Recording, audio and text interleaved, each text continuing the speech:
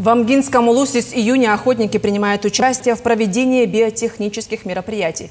С февраля 2020 года охотники, проводящие биотехнические мероприятия, могут получить внеочередные разрешения на добычу охотничьих ресурсов.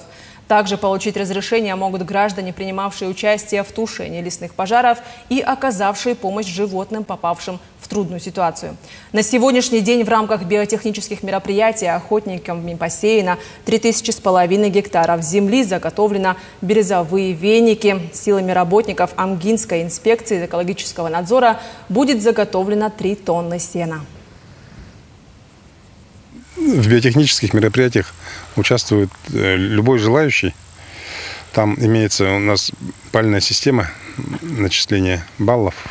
То есть это поддержание и увеличение численности охотничьих животных, регулирование численности. Поэтому люди потихоньку втягиваются. На сегодняшний день у нас получат внеочередные разрешения около 25 человек. То есть это получается объем 30% от улусной квоты. Он будет полностью отдаваться гражданам, которые заключили с нами договора.